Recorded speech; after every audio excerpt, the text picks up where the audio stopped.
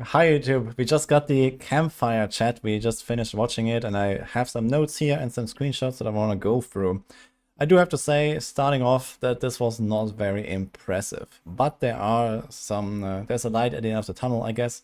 We're getting another Campfire next week that talks about Season 7 and the PTR. So today this was kind of a short thing. I'm just gonna summarize it in like a few minutes, I guess, and talk about my feelings, what is going on here. So number one, the mid-season patch is going to go live on the 19th of November. This is going to be in basically exactly 1 week as of the recording, 1 week after the Campfire chat. This is the expected date, so everything seems to be fine there, and it's just not really such a large patch. However, everything that we see here is not the final, like, full patch notes. They said that they're gonna show them later this week, so I guess something around Thursday or so. I'm probably gonna have an update on this. I'm gonna talk through the patch notes. There might be some more surprises in there. It's not very unlikely that we're gonna see some, weird changes that they just did not talk about, potentially nerfs, potentially, certain small tweaks that have a big impact. So we'll see. But yeah, overall, I do have to say that it was just not really too crazy with the mid-season patch. Also, about Season 7, they did talk about a few things here. So this was kind of like a big topic at the start. The Spiritborn bug fixes that many people either expected or hoped for are not coming until Season 7. But then we can expect them all to get fixed. And we can expect nerfs for the Spiritborn on top. Which does sound like this is actually the right direction here. Because at least judging from my perspective, even post-bug fixes, Spiritborn likely would end up on top by a noticeable amount.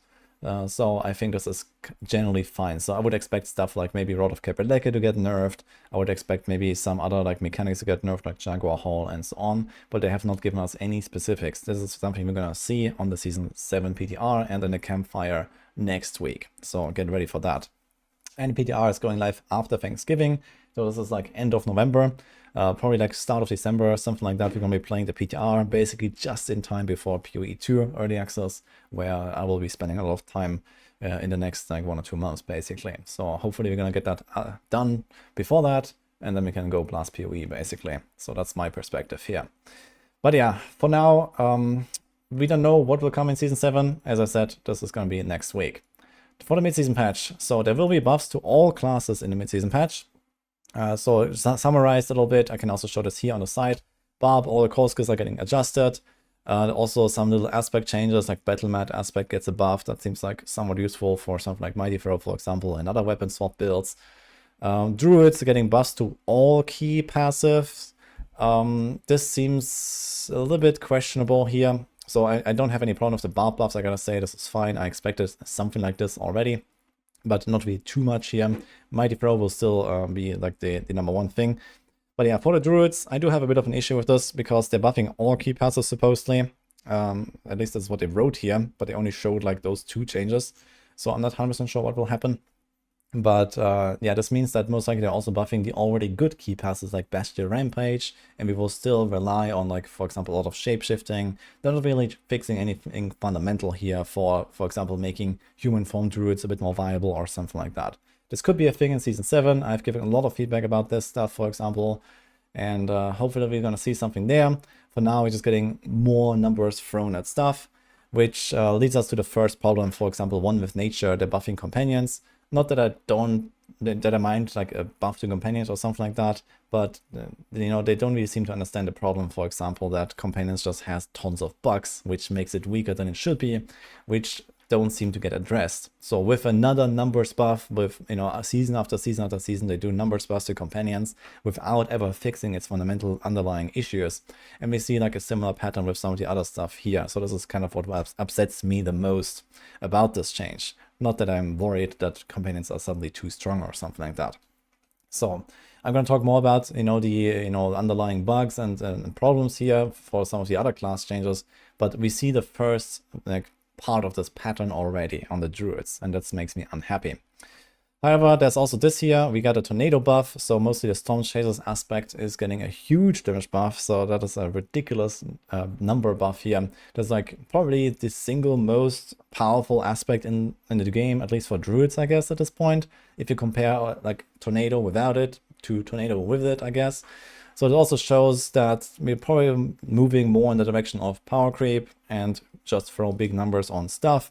I really dislike this change, I gotta say. I would have liked to see something else for the Tornado Druids here. Tornado Druid is really weak, and Tornado players will be happy with this, I guess.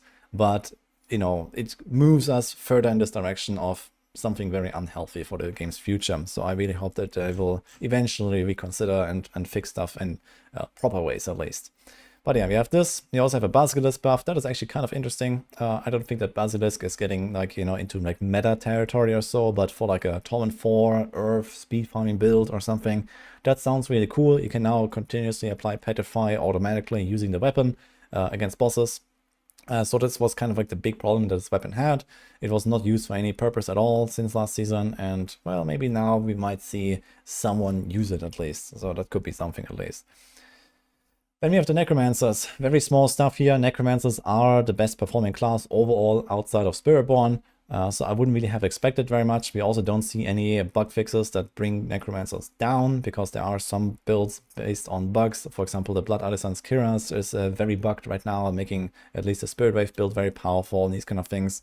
We're seeing some small, somewhat irrelevant changes in my book, like Decompose and Evulsion is getting like 1% more on its passive. I also don't really like, for example, that they're diluting the class fantasy a little bit. So we see this here, like bone skills on Necros, for example, are, you know, very crit based. It's very easy to get a lot of crit chance, for example, but somehow Blizzard still felt compelled to remove the crit damage requirement and just make it like, you know, against vulnerable, for example, which is a bit weird, I think. But okay, I guess it doesn't really change anything in the big picture, so who really cares, I guess. And then we also have some unique buffs. Mortar Crux goes from completely useless to still completely useless. And then we have Howl from Below that buffs Corpse Explosion. That actually seems like a pretty decent change. Yeah, I'm not 100% sure about the exact power, you know, where it lands Corpse Explosion wise. But I know that it's not really that great, and it could definitely see a bump up here. But I can't really tell exactly if this is enough or something like that. At least it's something, I guess. All right, then we have the Rogues. I gotta say, I am somewhat happy with something and mostly unhappy with these changes. So first of all, we get a pen shot buff. That is cool. Pen shot is definitely quite undertuned these days, and it's somewhat on the weak side. It's getting a pretty juicy buff actually, so yeah, you can notice that. Flurry is getting a buff as well, which is a bit surprising since Flurry is actually performing relatively well. It has gotten like rounds of buffs, patch after patch after patch, and it's actually like one of the better builds right now. The bigger problem that I see here is that we don't have a real solution to the pen shot problem, which is it can't kill bosses. And I think just buffing the number, like, you know, raw damage buff is not the solution here. I would really like to see like a better, you know, like boss killing ability in some sense. Like, for example, like a stacking, you know, damage buff that you apply to a boss when you pen shot them or something, so that, you know, it ramps up a little bit so that single target just doesn't feel completely awful. So this is really what I wanted here. But maybe gonna see something like that in the future. Overall, yeah, would it make me play pen shot? Well, it becomes a bit better, especially for the early game and for leveling, but it will have exactly the same problems later on. So nothing was really done about its fundamental issues. And kind of similar with these changes here. So we have a victimize buff and surprisingly a precision buff that, well, in a world where rapid fire is already by far the strongest build on the rogue, we're getting a buff to that build. And also other pretty strong builds, like, you know, Barrage can basically be done similar to Rapid Fire. We have Rain of Arrows that also uses Precision. So all these already really strong rogue builds are getting a buff, which is a bit surprising. And it also makes me kind of despair thinking about, you know, that this becomes even more the meta on the rogue, because there are some fundamental problems with Precision. It has double dipping on some glyphs, for example, and it has double dipping on trigger attacks, which is something I talked about a lot in my recent rogue feedback video.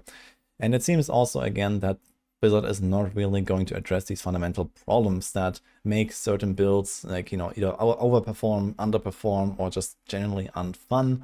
And we have exactly that problem with all of the position builds on the rogue right now. They are extremely reliant on trigger attacks and having a Call of the Nameless, fully masterwork to trigger attacks. And for example, the difference between fighting a boss with ads, where you can trigger attacks, versus having a boss where you don't have ads, is ridiculously large. Like, we're talking about 1 minute kills versus 10-minute kills in some cases on like high pit tiers.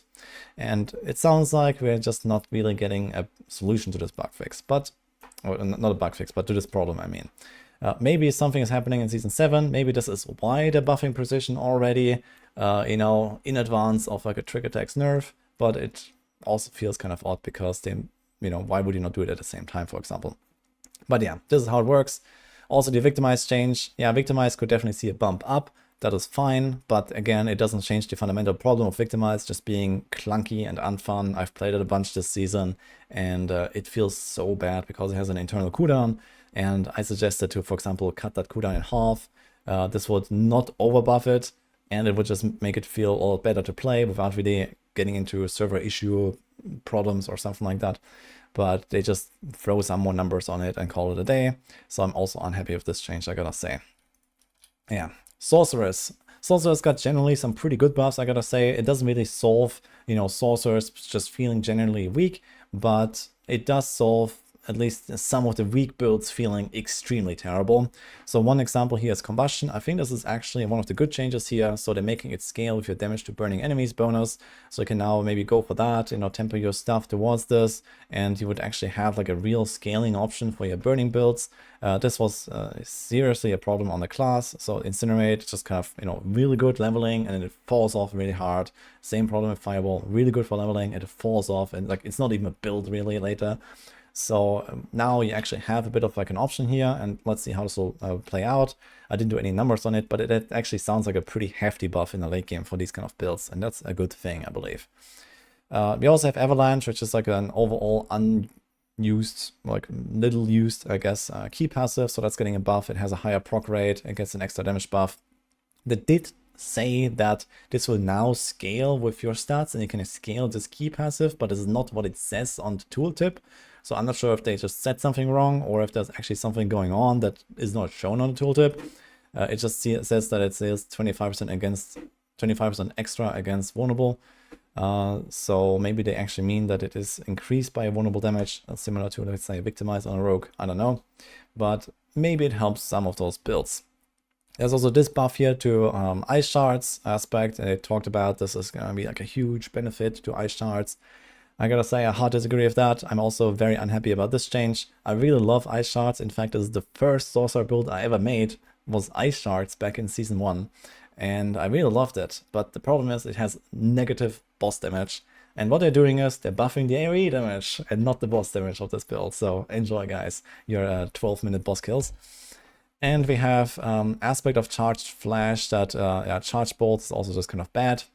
And it will remain pretty bad the way it sounds. So I don't think this is the solution here. Charge Bolts has exactly the same problem as Ice Shards. It has like no single target damage, and nothing is being done about this.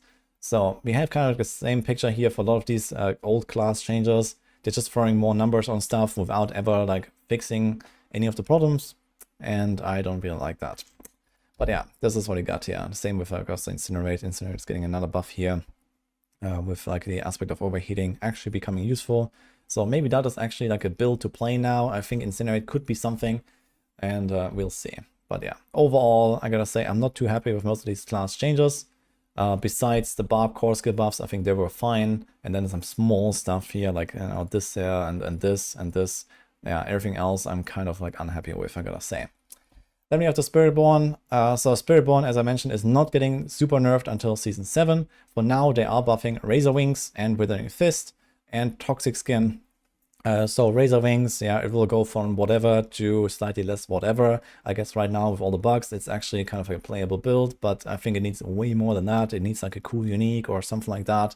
But it is, you know, something of like a build you can make now, I guess. And then we have Withering Fist. Yeah, that is an okay buff. I agree with this. They're just making it, you know, a bit stronger. It spreads to more targets, whatever. And we have Toxic Skin that is getting a buff. Toxic Skin is actually in fashion these days.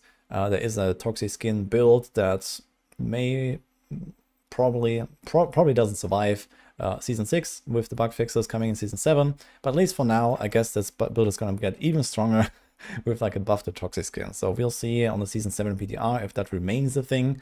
But for now, at least, I guess some people might be happy with us. There's also some small changes here to some rune words. So the buffing, like offering generation, Moni, for example, casts a skill after moving. That is actually a nice change, I think. There's like some kind of like a joker rune that you can just throw into like any build in case you don't have anything. That's kind of nice. Some other small stuff here that doesn't really matter, I think. And some shrine updates. So we have this here. A lot of people are complaining about, you know, especially Conduit shrines, but also Artillery Blast Wave. They're just gonna like fall off really hard because they changed them in the expansion to now be weapon damage based instead of monster level based, since monster levels don't exist anymore. So now they're basing it on player level. Who knows what will happen with this, to be honest. It might make them ridiculous when you're high level. It might make them still useless in the higher pits at least. We'll see exactly, but they might at least be somewhat more useful. And lastly, this is something that's coming up for the future. The Red Cloaked Horror, like the mid-season event, the midwinter event, is coming back. So this is like a Cure Shard or like a Fractured Peaks. Like, you know, there's like new events and then like these Christmas monsters basically popping up. PDR coming soon. Mother's Blessing is coming back, probably also with the Christmas event. And then there's this Welcome Back booster. So we have this down here. So they talked about this. I'm not 100% sure when this is unlocking. This might also be something like during Christmas or something, but there's going to be a Welcome Back booster that gives you a free level 50 geared character of a build that you choose on the Eternal and unlocks all of your altars. The good thing is, if you get the altars on Eternal, you'll also get them in Season, so you can basically just use that booster, get the altars, and then play the Season, I guess. So this is like really what you want to do with this, I believe. You get 2 boosts when you have Vessel of Hatred, so there's that as well. And, you know, for anyone who has not done the altars, for example, this could be like a huge boon, for example, to get them on hardcore. This might be a good time to jump into hardcore, for example. But yeah, this is like my summary here of this Campfire. As I said, relatively bad impression, I do have to say. I'm not happy with like their approach of, you know, not bug fixing, of just throwing numbers on everything without ever, like, even if it's not bugged, they're not really trying to fix the fundamental issues, I feel, of a lot of the, you know, underperforming builds and, you know, clunky builds and all that kind of stuff. There's no word on, you know, some other bug fixes, you know, such as, let's say, Shatter on the Sorg and, you know, all these kind of weird things that are happening right now. So we'll see if the patch notes bring more news to this and, you know, maybe the Season 7 PTR. So I'm not really like all doom and gloom right now. But yeah, if the Season 7 PTR is not looking good, then this is going to be a kind of sad story. So yeah, that's it for my summary of the Campfire. Did I miss anything, chat? Otherwise, I'm gonna wrap it up here. So hope you enjoyed the summary. I'm gonna link this in the description, my notes, and the Campfire chat if you wanna watch the whole thing. It wasn't that long. It was like an hour or something like that. There was a bit of a Q&A as well that it talked about, but I think I covered pretty much all of the big important points here. So hope you enjoyed this, and see you guys next time.